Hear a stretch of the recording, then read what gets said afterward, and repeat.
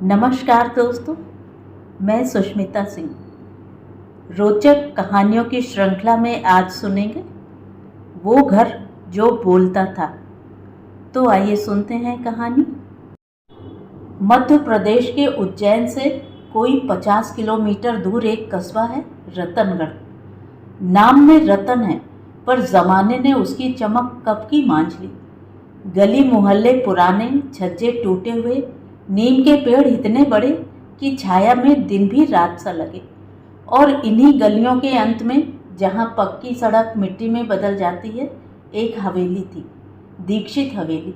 2 मंजिला, काले पत्थर की बुनियाद, लाल ईंटों की दीवारें और एक बड़ा सा दरवाज़ा जिस पर गणेश जी की मूर्ति खुदी थी। दरवाजे की सांकल पीतल की थी, पुरानी, भारी और आवाज़ ऐसी कि पूरा मोहल्ला सुन ले।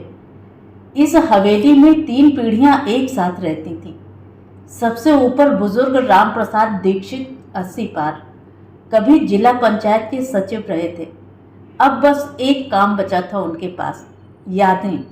और यादें भी ऐसी जो हर रात नए रूप में आती थी। उनके बेटे थे 2, बड़े थे विजय प्रसाद, छोटे थे केशव प्रसाद। विजय प्रसाद की पत्नी थी सरोज, ठोस, व्यवहारिक और उस किस्म की जो घर को मुट्ठी में रखती हैं, कसकर पर बिना शोर किए। उनके 2 बच्चे थे, बेटा आकाश जो इंजीनियरिंग के अंतिम साल में था और बेटी नेहा जो अभी 11वीं में थी। केशव प्रसाद अविवाहित थे। कभी कोई लड़की पसंद नहीं आई, या यूं कहें कभी खुद को किसी के लायक नहीं समझा। वो घर के कोने वाले कमरे में रहते, कम बोलते, पर जब बोलते तो सब सुनते। यह परिवार था, 5 लोग एक छत के नीचे, एक दूसरे से बंधे, पर हर एक के भीतर कुछ ऐसा था जो किसी ने नहीं कहा था। उस साल मानसून देर से आया, जुलाई का आखिर था और बारिश का नामो निशान नहीं। खेत सूखे, तालाब आधे और हवेली की पुरानी दीवारों पर दरारें और चौड़ी हो गई थी। सरोज ने कई बार कहा था, बाबूजी इस बार मरम्मत करा लें, पर राम प्रसाद जी की एक ही बात थी, यह घर मेरे बाप ने बनाया था, इसकी दरारें उसकी उम्र की निशानी हैं, कमजोरी की नहीं।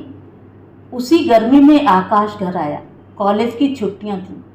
आकाश 5 साल बाद इतने दिनों के लिए घर पर रुका था।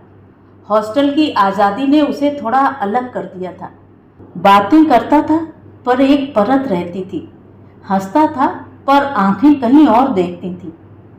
तीसरी रात राम प्रसाद जी ने उसे बुलाया ऊपर वाले कमरे में, वो कमरा जहां पर घर का हिसाब किताब रखा जाता था। पुराने बही खाते, जमीन के कागज और एक लकड़ी की तिजोरी जिसे आकाश ने बचपन में कभी खुलते नहीं देखा था। बैठ, दादाजी ने कहा। आकाश बैठ गया। राम प्रसाद जी ने उसे देर तक देखा, फिर बोले, तुझे एक बात बतानी थी, बहुत पहले बतानी थी, पर मैंने सोचा अभी नहीं, और अब मैं ज़्यादा दिन नहीं हूँ, तो सुन। आकाश का दिल धक से हुआ।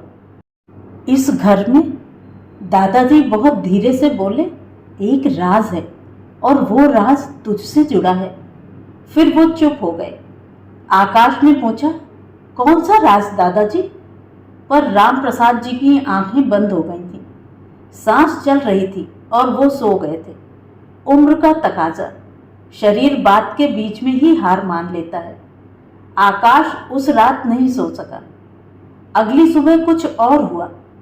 सरोज रसोई में थी, नेहा स्कूल जा चुकी थी, विजय प्रसाद दुकान चले गए थे, केशव चाचा अपने कमरे में थे और आकाश छत पर बैठा था, चाय के साथ उस आधी बात का बोझ लिए।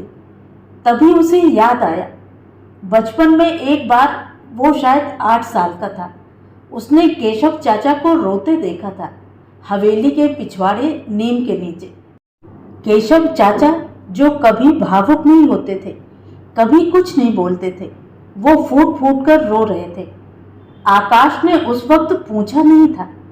माँ ने बाद में बस इतना कहा था, चाचा जी को कभी कभी याद आ जाती है। किसकी याद, यह नहीं बताया। और अब दादाजी ने एक अधूरी बात कही थी, आकाश नीचे उतरा। केशव चाचा का कमरा खटखटाया। अंदर आ। केशव चाचा बिस्तर पर बैठे थे। सामने एक पुरानी डायरी खुली थी। आकाश को देखकर उन्होंने डायरी बंद की, पर इतनी जल्दी नहीं कि आकाश देख न सके। डायरी के पहले पन्ने पर एक नाम लिखा था, मालती। चाचा जी, यह किसका नाम है? आकाश ने सीधे पूछा। केशव चाचा ने एक पल देखा, फिर खिड़की के बाहर देखने लगे। आम का पेड़ था वहां, पुराना, झुका हुआ। बहुत देर बाद बोले, बैठ। कहानी कुछ यूं थी। 22 साल पहले, जब आकाश पैदा भी नहीं हुआ था, इस हवेली में एक और सदस्य था, मालती। मालती केशव प्रसाद की पत्नी थी। आकाश स्तब्ध रह गया। चाचा जी, आपकी शादी हुई थी? हाँ, पर आप तो। घर में सबने कहा कि आपने कभी शादी नहीं की। केशव चाचा का चेहरा पत्थर हो गया। उन्होंने सच नहीं कहा। मालती इंदौर के एक मध्यम घराने से थी, पढ़ी लिखी, शांत स्वभाव की। विवाह के 1 साल बाद एक बेटी हुई। उसका नाम रखा गया था प्रिया। और फिर 2 साल बाद मालती चली गई। कहाँ चली गई? आकाश ने पूछा, पर आवाज में एक डर था। मर गई, केशव चाचा बोले, बिना किसी भाव के, जैसे इतनी बार कहा हो कि शब्द थक गए हों। आकाश के भीतर कुछ टूटा। और प्रिया? केशव चाचा का जवाब आया, पर उससे पहले एक लंबी चुप्पी थी। इतनी लंबी कि बाहर आम के पेड़ पर बैठी चिड़िया भी उड़ गई। प्रिया को दे दिया गया। दे दिया गया? मालती के भाई ने मांगा था। उसकी अपनी संतान नहीं थी। दादाजी ने कहा, लड़की को इस घर में क्या मिलेगा, चली जाए उनके साथ। मैं तब कुछ नहीं कर सका। केशव चाचा की आंखें लाल थीं, पर आंसू नहीं थे। शायद वो भी सूख गए थे। आकाश बहुत देर चुप रहा। प्रिया अभी कहाँ है? पता नहीं। आपने कभी ढूंढा? दादाजी ने मना किया था। कहा था, जो गया गया। इस घर की दहलीज उसने पार की, अब वो इस घर की नहीं। आकाश उठ खड़ा हुआ। उसके मन में कुछ था, आक्रोश, दुख और एक अजीब सी बेचैनी, जो वो समझ नहीं पा रहा था। उस रात आकाश सो नहीं सका। दादाजी का अधूरा जुमला, इस घर में एक राज है और वो राज तुझसे जुड़ा है। प्रिया चाची की बेटी थी, लेकिन उसका आकाश से क्या लेना देना। दूसरे दिन सुबह उसने माँ से पूछा। सरोज पहले चुप रही, फिर बोली, तू यह सब क्यों खोद रहा है? क्योंकि दादाजी ने कहा यह राज मुझसे जुड़ा है। सरोज ने हाथ का काम रोका और एक लंबी सांस ली। बैठ। और तब माँ ने जो बताया, उसने आकाश की दुनिया पलट दी। प्रिया, केशव चाचा की बेटी, 17 साल पहले इंदौर गई थी, मालती के भाई हरिशंकर के पास। वो दंपति निसंतान था। उन्होंने प्रिया को बेटी की तरह पाला। 2 साल बाद, जब प्रिया 4 साल की थी, हरिशंकर की पत्नी को भी एक बच्ची हुई। इस बच्ची का नाम रखा गया नेहा। माँ? आकाश की आवाज कांपी। हाँ, सरोज ने कहा। आवाज में न दुख था न डर, बस एक थकान थी, वर्षों की थकान। नेहा? मेरी बहन नेहा? वो हरिशंकर की बेटी है? नहीं। सरोज ने आकाश की आंखों में देखा। नेहा प्रिया है। कमरे में पूरी तरह सन्नाटा था। बाहर कुत्ता भौंका, दूर कहीं मंदिर की घंटी बजी। क्या? सरोज ने धीरे से बताया। जब प्रिया 12 साल की थी, हरिशंकर का एक्सीडेंट में देहांत हो गया। उनकी पत्नी सुमन अकेली पड़ गई। सुमन को याद था कि प्रिया असल में दीक्षित परिवार की है। उन्होंने संपर्क किया, पर तब दादाजी ने मना किया था ना, तो कैसे लाते। लेकिन तब तक दादाजी बहुत बूढ़े हो चुके थे, याददाश्त कमजोर। और तेरे पिताजी विजय प्रसाद, उन्होंने एक फैसला किया। कैसा फैसला? उन्होंने कहा प्रिया वापस आएगी, पर किसी को पता नहीं चलेगा कि वो प्रिया है। इस घर में वो हमारी बेटी बनकर आएगी। नेहा के नाम से। पर पर केशव चाचा को पता है? सरोज ने हाँ में सिर हिलाया। चाचा जी को पता है कि नेहा उनकी बेटी है? हाँ, इसीलिए वो इस घर में रुके हैं, इसीलिए वो कभी बाहर नहीं गए, इसीलिए वो नेहा को देखते रहते हैं पर कुछ नहीं कहते। आकाश का दिमाग घूम रहा था। तो मुझे इसलिए नहीं बताया गया क्योंकि नेहा को नहीं पता, आज भी नहीं पता। वो समझती है वो हमारी बेटी है, विजय प्रसाद और सरोज की बेटी, और हम चाहते हैं जब तक ज़रूरी ना हो वो यही समझती रहे। आकाश उठा, उसके पांव कांप रहे थे। और दादाजी को? उन्हें अब याद नहीं रहता, पर कभी कभी याद आ जाता है, तभी वो इतने बेचैन हो जाते हैं। उस रात उन्होंने तुझे जो कहा वो इसीलिए कहा। 3 दिन आकाश ने किसी से बात नहीं की। वो देखता रहा नेहा को, जो उसकी बहन है पर उसकी बहन नहीं है, जो केशव चाचा की बेटी है, जो यह बात नहीं जानती, जो हर रोज सुबह उठकर चाचा जी को चाय देती है और वो उसे इस तरह देखते हैं जैसे कोई खजाना देखे, और वो समझती है यह चाचा का भतीजी के लिए प्यार है। वो देखता रहा केशव चाचा को, जो अपनी ही बेटी के सामने पिता नहीं बन सके, जो हर रोज उसका चेहरा देखते हैं और मालती को याद करते हैं। वो देखता रहा माँ को, जो इस राज को 10 साल से अपने सीने में दबाए बैठी हैं, जो नेहा को इस तरह प्यार करती हैं जैसे वो उनका ही खून हो, और शायद उनके लिए वो है भी। और पिताजी, वो सब जानते हैं पर उनका चेहरा कभी कुछ नहीं बताता। चौथे दिन सुबह आकाश ने एक फैसला किया। उसने नेहा को बुलाया। नेहा 17 साल की थी, पतली लंबी, चेहरे पर माँ की तरह शांति और आंखों में बाप की तरह तेजी। आकाश ने हमेशा सोचा था यह माँ और पिताजी का मिश्रण है, पर अब उसे कुछ और दिख रहा था। केशव चाचा की आंखें, वही गहरापन। भाई, क्या हुआ? तू 3 दिन से ऐसे घूम रहा है जैसे कोई भूत देख लिया हो। आकाश ने मुस्कुराने की कोशिश की। कुछ नहीं, बस एक बात पूछनी थी। पूछ। तुझे यह घर कैसा लगता है? नेहा ने हंसकर कहा, घर ही तो है, पर हाँ, मुझे यह घर बहुत पसंद है। यह हवेली, यह पुरानी दीवारें, यहाँ कुछ है जो मुझे कैसे बताऊं। यहाँ मैं जड़ों से जुड़ी हुई महसूस करती हूँ। आकाश की छाती भर आई। और चाचा जी? वो बहुत अच्छे हैं। मुझे लगता है उन्हें मुझसे सबसे ज़्यादा प्यार है, पर वो कुछ बोलते नहीं, बस देखते रहते हैं। उसने रुककर कहा, एक बार मैंने उनसे पूछा था, चाचा जी आपने शादी क्यों नहीं की? उन्होंने क्या जवाब दिया जानता है? क्या? नेहा की आवाज़ में एक अजीब सी कोमलता थी। उन्होंने कहा था, मेरा घर पहले से भरा हुआ है। आकाश उठा और खिड़की के पास चला गया ताकि नेहा उसका चेहरा न देख सके। उस रात राम प्रसाद जी ने आकाश को फिर बुलाया। आज वह काफी स्वस्थ दिख रहे थे। आंखें साफ थीं, आवाज में ताकत थी। उस दिन की बात अधूरी रह गई थी। वो बोले, हाँ दादाजी, तुझे सब पता चल गया होगा। हाँ, और तू मुझसे नाराज है? आकाश ने जवाब नहीं दिया। राम प्रसाद जी ने लंबी सांस ली। मैंने गलती की, पर उस वक्त मुझे लगा केशव अकेला है, टूटा हुआ है। वो लड़की उसे याद दिलाती रहेगी और वो इस दर्द से कभी नहीं उभरेगा। उनकी आवाज़ थरथराई। मैंने सोचा था बाप बनकर सही किया, पर शायद बस बाप ही बन पाया, इंसान नहीं रहा। एक आंसू, बस एक आंसू उनके गाल पर लुढ़का। अब एक काम कर, केशव को उसकी बेटी दे दे और नेहा को उसका बाप। पर दादाजी, नेहा को पता चलेगा तो? राम प्रसाद जी ने हाथ उठाकर रोका।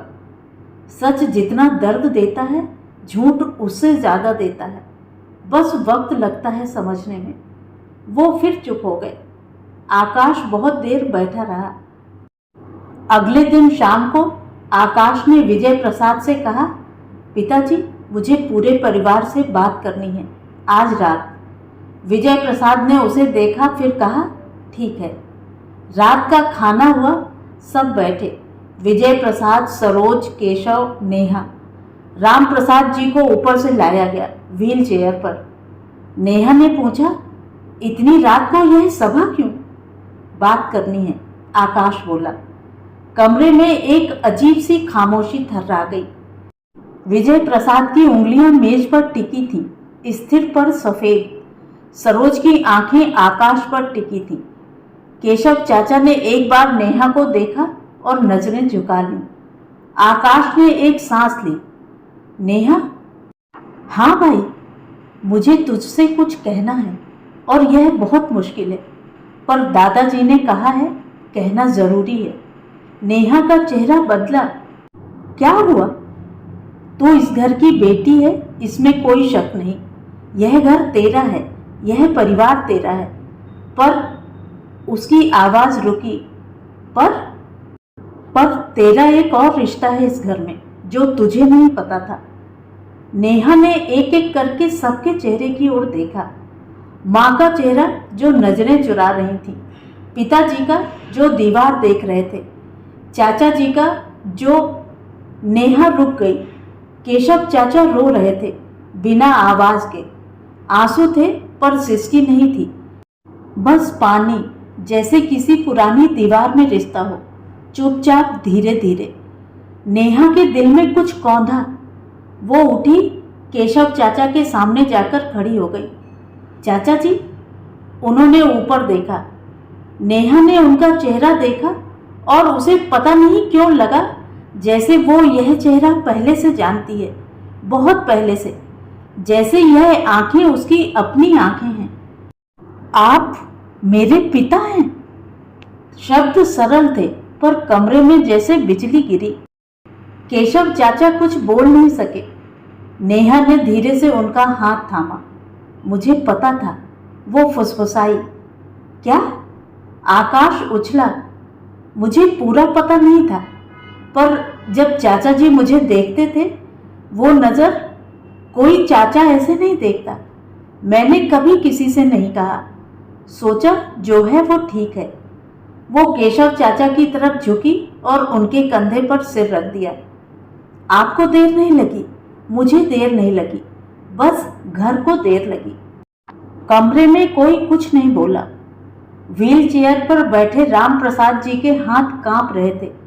सरोज ने आंचल से आंखें पोंछी। विजय प्रसाद ने मेज पर रखा गिलास उठाया और वापस रख दिया। और आकाश ने महसूस किया कि यह घर, यह पुरानी हवेली जिसकी दीवारों में दरारें थीं, इस वक्त जितनी मजबूत थी उतनी पहले कभी नहीं थी। 3 हफ्ते बाद राम प्रसाद जी चले गए। सुबह हो गई थी, पंछी बोल रहे थे, हल्की धूप निकली थी। वो अपने बिस्तर पर लेटे थे और चेहरे पर वही मुस्कान थी जो तब होती है जब कोई काम पूरा हो जाए। सारा परिवार इकट्ठा हुआ, उनका क्रियाकर्म हुआ, 13वीं हुई। उस शाम आकाश छत पर बैठा था। नीचे से आवाजें आ रही थीं। नेहा की हंसी, केशव चाचा की गहरी आवाज, माँ के बर्तनों की खनखनाहट। पहली बार उसने महसूस किया, यह आवाजें, यह घर, यह परिवार कोई इत्तेफाक नहीं है। यह बंधा हुआ है उन धागों से जो दिखते नहीं, उन रिश्तों से जो कभी कभी झूठ ओढ़ते हैं पर भीतर से सच होते हैं, और कभी कभी सच ओढ़ते हैं पर भीतर से दर्द होता है, पर रहते हैं। 2 महीने बाद आकाश कॉलेज वापस जा रहा था। सुबह की बस थी। सरोज ने खाना बांधा, विजय प्रसाद ने पैसे दिए। नेहा ने उसका बैग उठाया और बाहर तक आई। और केशव चाचा, जो कभी किसी को छोड़ने नहीं आते थे, आज दरवाजे पर खड़े थे। आकाश ने उनके पांव छुए। ध्यान रखना अपना, चाचा जी बोले। आकाश चला, कुछ दूर जाकर मुड़ा। हवेली के दरवाजे पर 5 आकृतियां खड़ी थीं। माँ, पिताजी, नेहा, केशव चाचा और व्हील चेयर का वो खाली हिस्सा जहां दादाजी होते थे। आकाश ने एक बार और देखा, पांचों नहीं, चारों ही तो थे, पर उसे लगा पांचों थे। कॉलेज पहुंचने के तीसरे दिन आकाश के फोन पर एक अनजान नंबर से कॉल आई। आकाश दीक्षित बोल रहे हैं? हाँ, आप कौन? मेरा नाम सुमन है, सुमन हरिशंकर। मैं नेहा की माँ हूँ। आकाश का दिल रुक गया। माने हरिशंकर जी की पत्नी? हाँ, आपसे एक बहुत ज़रूरी बात करनी थी। एक पल की चुप्पी, फिर नेहा को मत बताना, पर आपको पता होना चाहिए। क्या? जब हरिशंकर जी का देहांत हुआ, नेहा 12 साल की थी और उसके 1 महीने बाद मुझे पता चला। क्या पता चला? कि नेहा, प्रिया असल में मेरे पति हरिशंकर की अपनी बेटी नहीं थी। यह तो हम सब जानते हैं, वो केशव चाचा की बेटी है। नहीं। आकाश के हाथ से फोन लगभग गिर गया। क्या? जब मालती ने नेहा को जन्म दिया, उस वक्त केशव प्रसाद जी दूसरे शहर में थे 3 महीने के लिए, नौकरी के सिलसिले में। सुमन की आवाज़ कांप रही थी। मालती ने यह राज अपने भाई हरिशंकर को बताया था। उन्होंने मुझे बताया था मरने से पहले। एक कागज भी था। तो नेहा किसकी बेटी है? लंबी चुप्पी। वो विजय प्रसाद जी की बेटी है। विजय प्रसाद? मतलब मेरे पिताजी? हाँ। आकाश को लगा जमीन खिसक गई। मालती और मेरे पिताजी? यह बात मालती ने मरते वक्त हरिशंकर को बताई थी। उन्होंने कहा था इसीलिए वो जीना नहीं चाहती थी, इसीलिए वो चली गई। आकाश की सांसें रुक गईं। तो इस घर में जो हो रहा है, नेहा केशव चाचा की बेटी नहीं है। वो आपकी सगी बहन है, आपके पिताजी की बेटी। फोन कट गया। आकाश हॉस्टल की खिड़की के पास खड़ा था। बाहर रात थी और भीतर एक तूफान था जो शांत होने का नाम नहीं ले रहा था। नेहा उसकी बहन है, सच में। पर किस सच से, किस रिश्ते से, किस नाम से? 3 रातों से आकाश सोया नहीं था। उसके हाथ में था एक फैसला जो उसके अकेले का नहीं था, पर जिसे उसे ही करना था। वो जानता था अगर यह सच सामने आया तो क्या होगा। केशव चाचा टूट जाएंगे। जिस बेटी को उन्होंने अपना माना था वो उनकी नहीं। विजय प्रसाद, उसके अपने पिता, एक ऐसे राज के साथ जी रहे हैं जो उन्हें भी नहीं पता। और नेहा, जो यह सोचकर खुश है कि उसे उसका परिवार मिल गया। चौथी सुबह जब पहली रोशनी आई, आकाश ने सुमन का नंबर खोला, फिर बंद कर दिया, फिर खोला, फिर बंद कर दिया। और तब उसने एक और नंबर खोला, माँ का। माँ? हाँ बेटा, सब ठीक है? माँ, एक बात पूछनी है। पूछ। नेहा, क्या तुम्हें पता था? चुप्पी। माँ? हाँ। एक शब्द, पर उसमें पूरी उम्र थी। तुम्हें पता था और फिर भी तुमने उसे अपनाया। वो मेरी बच्ची है आकाश। जिस दिन से वो इस घर में आई, उस दिन से। आकाश की आंखें भर आईं। और पिताजी को? उन्हें नहीं पता, और यह उन्हें कभी नहीं पता चलेगा। यह मेरा फैसला है। पर माँ, यह झूठ है। नहीं बेटा। सरोज की आवाज कांपी पर टूटी नहीं। यह झूठ नहीं है, यह प्रेम है, और प्रेम सच से ऊंचा होता है। आकाश बहुत देर तक चुप रहा। बाहर सूरज उग रहा था। ठीक है माँ, ठीक है। फोन रख आकाश ने सुमन का नंबर हमेशा के लिए डिलीट कर दिया।